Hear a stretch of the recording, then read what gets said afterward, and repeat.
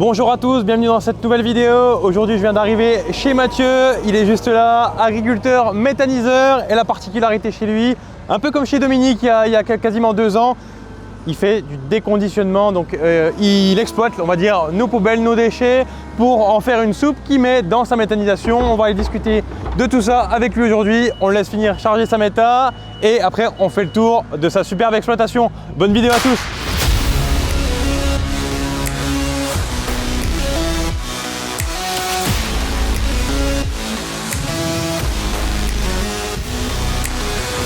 Salut Loïc. Salut. Je suis Mathieu Deschamps, je suis agriculteur méthaniseur en Seine-Maritime. Ouais. Donc on est sur un élevage porcin, un élevage de 900 truies naisseurs-engraisseurs. Okay. On est 3 associés, on a aussi une petite partie culture, on a 400 hectares en culture, les cultures classiques du coin. Ouais. Et puis on a 2 sites de méthanisation. Alors le deuxième site ici qui est un site en injection. Okay. Et puis un site plus ancien en cogénération, qui a la particularité de traiter des biodéchets à travers un déconditionneur. Donc c'est pour ça qu'on est là aujourd'hui. Exactement. Juste pour donner quelques chiffres, te mettre l'un et l'autre en termes de mégawatts ou… Alors on est sur une production en cogénération de 1,5 MW par heure. Okay. Et sur la partie injection sur laquelle on est, 300 normomètres cubes par heure. Ouais, donc il y a déjà des beaux sites. Et donc il y a quoi on produit approximativement qui rentre hormis la partie biodéchets? Alors on est sur une méta très orientée déchets, donc on n'a pas du tout de culture qui rentre dessus. On a à peu près les 30 hectares de cives qui vont rentrer. Chaque unité va consommer 100 tonnes par jour environ. Et on est sur des déchets d'industrie agroalimentaire, industrie agricole. Ça peut être des poussières de céréales, ça peut être des sirops, ça peut être des tourteaux, etc. Ok. Voilà. Donc 100 tonnes par jour par unité. Exactement. 200 tonnes qui rentrent tous les jours. Exactement. Ça fait un peu de manutention, comme tu dis. Voilà. Ok. Bon, du coup, on va sur l'autre site voir un peu ce que ça dit. On y va pour la visite. Allez. Donc là, on est sur le point de départ de l'arrivée des matières. On a 2 types de matières. On a les matières qui arrivent en caisse palette, comme celle-ci, issues des supermarchés. On peut regarder. On va avoir des refus qui vont pouvoir être soit par exemple une problématique d'emballage, une problématique de date, etc. Il y a vraiment de tout, quoi. Ouais, il y a vraiment de tout, exactement. On ne se rend pas compte de tout ce qui peut arriver ici. Ouais. Okay. Soit on va avoir de la matière qui va arriver vraiment en vrac, plutôt de la matière industrielle, qu'on va pouvoir aller voir tout de suite. Et puis ensuite, on ira sur le déconditionneur. Ok, impeccable. Et du coup, tout ça, ça arrive tout en camion? Exactement, tout en camion. Donc une partie qu'on va décharger avec des chariots élévateurs pour la partie caisse palette, qu'on va laver sur le site ici. Une fois vidange des caisses palettes, on va venir les laver là. Et une partie qu'on va décharger directement sur une zone à plat, une zone de déchargement, et qu'on va recharger ensuite au télescopique. Ok, donc pour faire un peu un mélange exactement. D'aller dans le déconditionnement. Voilà, l'idée c'est d'avoir une matière le plus homogène possible pour que la machine puisse travailler le plus proprement possible. Ok. Voilà. Là, je vois le tas qui est derrière, là, on voit de yaourt, on voit un peu de tout. Combien de temps tu peux stocker ça? Il y a une date limite ou tu peux laisser ça pendant 3 semaines? Non, il y a une date limite. On a 72 heures pour traiter la matière. Exactement. Pour pas qu'il y ait de bactéries. Exactement, pas de développement bactérien, rester sur des choses saines. Ouais, ok. On va voir le déconditionneur. On est parti. Donc là, on est dans le bâtiment de déconditionnement et derrière nous, on a un broyeur qui va nous servir finalement pour traiter les matières, les corps étrangers et pouvoir traiter des matières un petit peu sensibles, c'est-à-dire des matières qui peuvent contenir des corps étrangers comme extincteurs, des bouteilles de protoxyde d'azote, des gros blocs de carton qui pourraient… Mais ça, c'est pas le but d'un déconditionneur d'un peu éclater tout déjà de base, c'est pas le but? Si, comme tu dis, mais ce genre de matériel par contre va vraiment endommager la machine. Et nous, l'idée c'est de faire un pré-filtre pour pouvoir avoir une machine qui soit durable derrière. Oui, donc là c'est limite un broyeur, tu mets une voiture dedans, ça passe. Exactement, broyeur lent, ça avale tout. Voilà, ça avale tout. Ok, donc là-bas, la trémie. Exactement, comme tu l'as compris, on mélange nos différentes matières dans la case de mélange, juste à côté. Et puis ensuite on charge au télescopique et on vient alimenter la trémie pour emmener la matière vers le déconditionneur qui va faire le travail de séparation. Et donc ça c'est chargé tous les combien de temps? Plusieurs fois par jour, je suppose. Exactement. Avec le débit de la machine, on charge quasiment toutes les 10 minutes un godet. Ah oui, ok. Voilà. Et donc toi tu as 2 machines, pourquoi plus de débit je suppose? À la fois le plus de débit, à la fois aussi une sécurisation. Comme on a parlé tout à l'heure des 72 heures de traitement, aujourd'hui ça nous offre vraiment une tranquillité d'esprit de se dire on est en panne, on a le temps de réparer. Ouais, t'es en panne, t'es sûr que tes produits dans tous les cas ils passeront. Exactement. Pas rejeter ou retraiter des produits qui sont pourris entre guillemets. Tout à fait. Ok.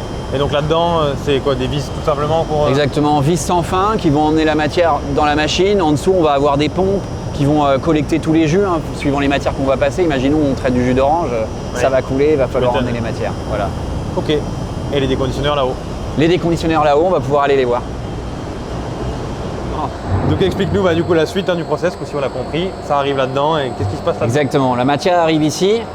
Donc là on est sur un déconditionneur Mavitec. Ouais. Alors ce qui fait la spécificité, on voit, c'est les grilles qui vont être démontables. On va pouvoir sélectionner les grilles en fonction de la matière. Parce que le but de cette machine, c'est que les marteaux qu'on voit là vont venir frapper la matière, la faire avancer dans la machine. Et avec la force centrifuge, on va faire passer la matière organique à travers les grilles. D'où l'importance de la taille des grilles, tu l'as compris, pour la taille des plastiques, pour la matière qu'on veut récupérer. Et donc en avançant la matière, on va diminuer la taille des grilles parce que plus on va frapper la matière, plus on va avoir des petits morceaux. D'accord, ouais. Et on arrive au bout, on évacue les plastiques. Évidemment, pour tout ça, on rajoute quand même un liquide à faible matière sèche, soit de l'eau, soit des matières qu'on va également récupérer en industrie, qui vont nous permettre de liquéfier le produit et emmener la matière organique. Oui, parce que tu n'as pas toujours des bouteilles d'eau, des yaourts ou des je sais pas quoi. Voilà, exactement, en fonction de ce que tu passes. Il faut du liquide, quoi. Voilà, c'est plus ou moins sec. Ok, sorti de ça, ta soupe a quand même encore des problèmes, des résidus dedans. Alors on est sur une machine qui est très propre déjà, qui va travailler de l'ordre de 0,2-0,3% de plastique dans la soupe. Okay. Moi j'avais une exigence encore plus forte, ma volonté c'était d'aller encore plus loin et d'être à 0%. Et donc pour ça, on va retraiter la soupe à travers un process orga pur qui va nous permettre de vraiment arriver à 0,0% de microplastique dans la soupe. Ok, bon, on va aller voir ça après. Exactement, on va voir ça. Impeccable. Et du coup, cette machine-là, c'est tout électrique. Tout à fait. C'est quelque chose que tu arrives à faire tourner avec la Meta ou... Alors, on n'est pas en autoconsommation sur la partie production d'énergie. Par contre, de la cogénération, je parle, du biogaz. Par contre, on est en autoconsommation sur la partie solaire. C'est-à-dire qu'on a du solaire qui vient alimenter l'ensemble de l'exploitation de biogaz, y compris le déconditionnement. Ok. Oui, donc au final, tu es autonome. Exactement. Et encore plus sur le déconditionnement qui tourne que la journée et là, on a une vraie valeur ajoutée. Ok. Bon, on va suivre la soupe. Super. Donc là, on suit le circuit de la soupe. Ouais. Donc la soupe va arriver dans la trémie de réception ici, qui va permettre d'homogénéiser un peu cette soupe. Ensuite, on va passer dans les canalisations qui sont là. Et on va venir aspirer, pomper la pompe à travers les 2 pompes à piston qu'on a là. Ces pompes à piston, elles vont vraiment permettre de pomper n'importe quoi. C'est des pompes à béton, on aspire tout ce qu'on veut. Ok, et après ça part où? Et après, on part vers l'hydrocyclone pour la filtration des lourds. Ok. Donc là, on arrive sur la partie stockage des soupes. Ouais. On arrive dans les grandes tours que tu vois là. Donc les pompes, les 2 pompes qu'on a vues tout à l'heure, elles poussent dans ces tours. C'est pour ça qu'il faut des pompes. C'est pour ça qu'il faut des grosses pompes. Ouais. Exactement, assez conséquentes. Et on va passer en recirculation dans l'hydrocyclone qu'on a ici, de chez Mavitec, qui va nous permettre de trier les lourds. Donc les coquillages, les bouts de verre, etc. Je t'emmène voir. Ouais. On ressort énormément de matière. Et donc ça marche comment là du coup? C'est vraiment juste un... Là on est sur un tamis, on est sur un cyclone en fait. On va faire passer la matière de manière très rapide dans un cyclone. Ouais. Les lourds vont tomber. Et ensuite on a un tamis de nettoyage à l'intérieur qui en rotation va venir nettoyer et sortir les lourds comme on voit là. La partie coquillage, la partie verre et puis évidemment quelques grains comme quelques haricots, etc. Voilà. Ok, et cette partie-là liquide qu'on voit à gauche là? Ça c'est une partie de soupe un peu plus épaisse qu'on va re-rentrer dans le process et qui sera récupérée. Nous on ne va vraiment extraire que les lourds qui viendraient en fait impacter derrière la production de biogaz par le dépôt. Ok, et donc là, ça c'est les parties solides. La soupe elle est repartie où là du coup? Alors la soupe, une fois qu'on a fait assez de recirculation sur un tour, cette fois-ci on l'envoie en hygiénisation. Je t'emmène voir. Donc là on est sur la partie hygiénisation, c'est la partie sur laquelle on va chauffer la matière à 70 degrés pendant 1 heure. Et donc ça c'est quel intérêt? Rappelle-nous un peu. Alors l'intérêt c'est que d'un côté on tue les pathogènes pour le biogaz, mais pour nous c'est une étape essentielle pour la filtration de la soupe et à réussir à obtenir notre soupe à 0,0%. Et donc vu que c'est un peu plus chaud, tu arrives à mieux... Exactement, le tamisage va être beaucoup plus efficace du fait de la chaleur. Ok, on va voir ça. On y va. On est sur finalement un filtre à presse assez standard qui est un peu dérivé de son rôle habituel. Là, ce qu'on va faire, c'est qu'en ayant réchauffé la matière, on va faire passer à travers le tamis, donc un tamis, comme je disais, à 500 microns, la soupe. Et plus elle est chaude, plus elle va passer de manière fluide et importante. Et on va venir nettoyer la grille en permanence pour extraire la partie plastique. Évidemment, on perd un petit peu de matière organique, mais il y a un choix à faire entre propreté de la soupe et matière organique perdue. On le voit, bon là c'est de la saleté qui a un peu débordé, mais on le voit sur le tas qui est en dessous de nous là. Exactement. On voit vraiment qu'il y a quand même beaucoup de plastique. On peut prendre un petit exemple là, mais on le voit, on a des plastiques quand même assez nombreux qui traînent au milieu de cette matière organique. Et ces plastiques-là, ils viennent très très vite polluer la soupe, même à 0,2%. C'est déjà beaucoup. Parce que du coup, la problématique, ce serait quoi de laisser les plastiques? C'est que les plastiques du coup, vont dans la méta. Exactement. Et potentiellement dans le digesta. Exactement. Donc dans les champs. Le retour au sol, c'est dans les champs. Donc c'est pas cool quoi. C'est pas cool, exactement. Il faut penser à l'avenir. Ouais, c'est clair. Et ce produit-là, du coup, au final, toi, tu vas en faire quoi? Aujourd'hui, c'est un produit qu'on envoie en destruction, en incinération. Mais donc comme une poubelle classique. Exactement. Mais la volonté, c'est un jour de réussir à le retravailler, à le valoriser. On a quelques pistes et je pense que ça va arriver. Ok, impeccable. Donc la soupe, elle sort dans les tuyaux que tu aperçois là-haut qui sont calorifugés. Elle arrive dans la cuve 22 qu'on a là. Cette cuve-là, c'est la cuve dans laquelle on va stocker la soupe avant incorporation en méthanisation. Ok, donc là tu as combien de temps de stockage là-dedans à peu près? Là j'ai à peu près une journée de stockage, ce qui me permet derrière de pouvoir alimenter correctement et de manière le plus régulière possible le digesteur. Donc tu produis presque ça par jour de soupe? Même on en exporte un petit peu, donc on produit quasiment entre 60 et 100 mètres cubes par jour. Ah oui quand même. Jus de produits biodéchets. Exactement. C'est beau. Donc moi j'ai à peu près tout compris. On a dit qu'on filtrait un peu là, la soupe qui arrive ici, un peu de plastique ici. Par contre, les plastiques et emballages, alors ça, sont où? on est passé devant effectivement, on ne s'est pas arrêté dessus, je vais t'emmener voir, on va voir qu'est-ce qu'on fait. Il manquait une étape. Bon, c'est bien ce qui me semblait qu'il manquait une partie, parce que du plastique, de l'emballage, il y en a.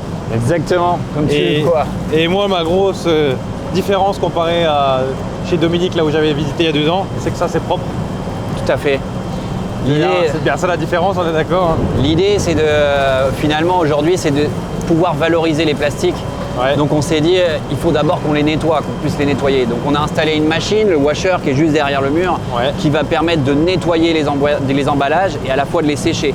Donc là, comme on peut le voir sur ce traitement, on a un emballage qui est vraiment propre, qui va nous permettre de pouvoir chercher une valorisation derrière.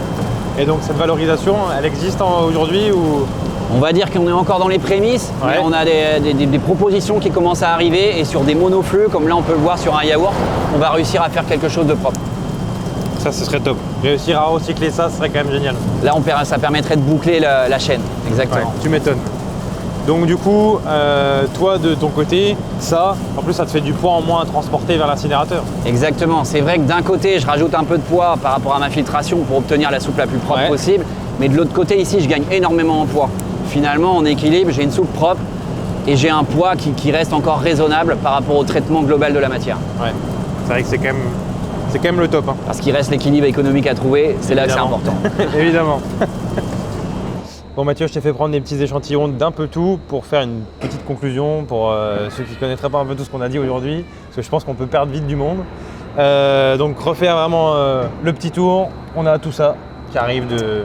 Tout à fait, tous nos déchets, nos biodéchets. De partout, de tout le monde, des supermarchés, des privés, de partout. Exactement, industriels, supermarchés, ménages, etc. Donc on a du déclassé, on a vraiment de tout. Tout à fait. Ça passe, du coup c'est un peu mélangé comme on le voit un peu derrière. Ça passe du coup dans soit le broyeur si besoin, dans les déconditionneurs. Tout à fait. Déconditionneurs du coup qu'on a vu avec les marteaux qui déconditionnent. Tout à fait, qui viennent séparer la matière. Qui viennent vraiment séparer la matière, qui nous donnent une espèce de soupe. Tout à fait. Donc, qu'on a là. Donc là on est sur le produit final mais on a une soupe qui ressemble à ça. Tout à fait. Ça passe du coup dans le produit qui est juste là, enfin dans la machine qui est juste là. C'est ça qui filtre à la base en fait tous les lourds. On les retrouve ici, la partie hydrocyclone, on voit bien coquillage, verre, etc. Avant de sortir notre soupe, comme on le disait, on a filtré à 500 microns, donc la partie organique avec les plastiques inclus à l'intérieur qui nous permettent d'avoir la soupe la plus propre possible. Ça et ça, pour l'instant, brûlé. Exactement. Même ça, on est d'accord. Même cette partie-là aujourd'hui. Ok. Donc hygiénisation, donc voilà, donc notre soupe finale, elle est là. Donc ça part dans la méta ou certains de tes clients, Exactement, d'autres méthaniseurs qui peuvent être intéressés par cette soupe. Ok, et au bout? Et au bout, les emballages. Donc aujourd'hui, incinération, toujours. Et actuellement, grâce à la propreté des matières qu'on arrive à sortir, en faisant du monoflux, on commence à réussir à faire de la valorisation. On l'a vu sur les pots de yaourt tout à l'heure, qui sont vraiment propres. Donc c'est des lots qu'on arrive à extraire et qu'on va pouvoir valoriser. Ok, en termes de chiffres, tonnage, rendement, je ne sais pas comment on peut dire, si tu aurais à nous dire… Aujourd'hui, nous, sur la partie biodéchets, en entrée d'unité de méthanisation, on a 16 000 tonnes en entrée. Ok, quand même, ouais. Qui est déjà important. Mais on a encore du potentiel. On sait très bien que les machines actuellement pourraient nous faire monter à 20 000 voire 25 000 tonnes, les deux machines cumulées, sans souci particulier. Ok. C'est parce que ça pourrait tourner limite 24 heures sur 24. Exactement. Aujourd'hui, on a des horaires classiques. Donc. Ok. Et en termes de du coup, rendement, admettons si on prend 20 000, tu prends 20 000, combien de soupe finale tu mets dans ta méta? Aujourd'hui, on a 85% de la matière qui va être récupérée sur les tonnages entrants. Le reste, ça va être les matières qu'on a pu voir à côté. Donc il y a 15% qui va repartir. On a à peu près, on va dire, 5% de cette partie filtration, 10% de la partie emballage qui va ressortir. Donc si je ne suis pas mauvais, 15%, tu dois avoir 3000 tonnes de non utilisables, enfin de non exploitables. Exactement, non exploitables. Ok. Mais qui pourront le devenir éventuellement, en tout cas sur la partie emballage, à travers la valorisation. Donc c'est beau quand même, rentrer 20 000 et ressortir peut-être 18-19 de bons produits, c'est quand même… C'est ça, c'est l'idée. L'idée pour nous, c'était vraiment de recréer une petite économie circulaire. Ouais. C'était déjà la genèse, la base de notre projet. La méta. Voilà, quand on a créé la méta, on voulait valoriser nos effluents d'élevage pour créer un engrais qui va nous aider à nourrir nos sols. Et grâce à ça, on nourrit nos animaux. Oui, la boucle de base d'une méta pour moi. Exactement, c'était l'idée. Et donc ça en plus, tu viens vraiment refaire une boucle, plus les panneaux, plus… Ouais, là… Donc l'important pour moi au final, c'est également le retour au sol, parce que grâce à ce process de filtration qui me permet d'avoir une soupe à 0,0%, la soupe étant incorporée dans le méthaniseur, on récupère du digestat, ce qu'on met sur le sol aujourd'hui c'est propre. Et moi ça c'était l'élément le plus important, d'avoir un retour au sol propre qui me permet d'apporter cet engrais sans polluer mon sol. Tu m'étonnes. Parce qu'il y a une tolérance quand même en termes de plastique. Il y a une tolérance effectivement qui est de 0,2-0,3% environ, parce que la réglementation varie entre les métaux, etc. Mais il y a une tolérance aujourd'hui. Et pour moi, elle était un peu trop haute aujourd'hui et je préfère sur la partie plastique être à 0. Et du coup là-dedans, il y a 0% de plastique. Exactement. 0,0% de plastique inférieur à 2 mm. Ça nous permet un retour au sol. Parfait. Puis là c'est hygiénisé, donc on peut en boire un coup. Exactement. Je t'en prie. À toi l'honneur. Ah, mais c'est vraiment impressionnant. Merci tout plein en tout cas pour cette visite. C'était bien intéressant. Même si j'avais déjà fait du déconditionnement, ça reste toujours passionnant en tout cas. Super, merci à toi. Merci à toi. À bientôt. Salut.